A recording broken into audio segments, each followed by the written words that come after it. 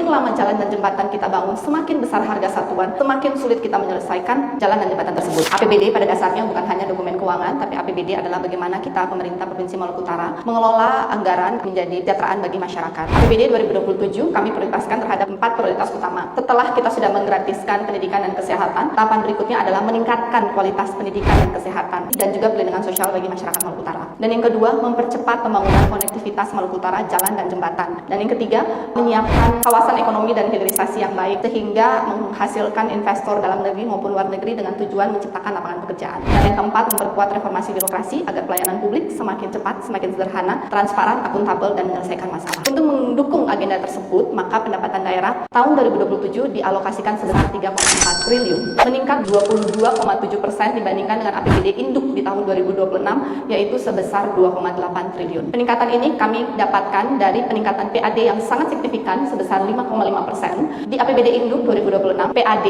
1,1 triliun dan di rencana APBD induk 2027 kita anggarkan 1,8 triliun untuk PAD, ada kenaikan sebesar 636 miliar. Untuk diketahui di bulan Agustus 2026 ini dari target PAD sudah mencapai 100% di bulan Agustus ini. Maka nanti pada saat APBDP 2026 ada kenaikan PAD yang akan kita adjust. Kemudian untuk belanja daerah di tahun 2027 diproyeksikan sebesar 3,9 triliun. Belanja ini ada kenaikan yang signifikan yaitu di belanja modal. Di tahun 2026 induk belanja modal hanya 600 miliar dan belanja modal 2027 sekitar 1 triliun. Kenapa? Karena di dalam belanja modal itu ada belanja jalan dan jembatan. Dalam rancangan APBD tahun 2027 bisa dilihat bahwa antara pendapatan 3,4 triliun dan belanja 3,9 triliun ada defisit sebesar 489 miliar yang direncanakan untuk dibiayai melalui pinjaman daerah sebesar 500 miliar. Kebijakan ini ditempuh dengan sangat hati-hati, terukur dan bertanggung jawab. Tujuan dari pinjaman ini untuk percepatan konektivitas. Kenapa kita membutuhkan percepatan konektivitas? Berdasarkan data BPS, ada kenaikan harga satuan antara 10-16% setiap tahunnya. Sehingga semakin lama jalan dan jembatan kita bangun, semakin besar harga satuan, semakin sulit kita menyelesaikan jalan dan jembatan tersebut. Dan yang kedua adalah banyak daerah di Maluku Utara selama 26 tahun Provinsi Maluku Utara ini berdiri tidak memiliki akses jalan. Sehingga esensi dari pemerintah bahwa seluruh warga Maluku Utara harusnya bisa mendapatkan kesempatan pendidikan, kesehatan, kesempatan kerja yang sama, itu tidak terlaksana. Dan sesuai dengan visi misi saya dan Pak Sarmin untuk melakukan pemerataan ekonomi itu pun tidak bisa terlaksana apabila tidak ada konektivitas. Oleh karena itu, salah satu tujuan fundamental terpenting dari pinjaman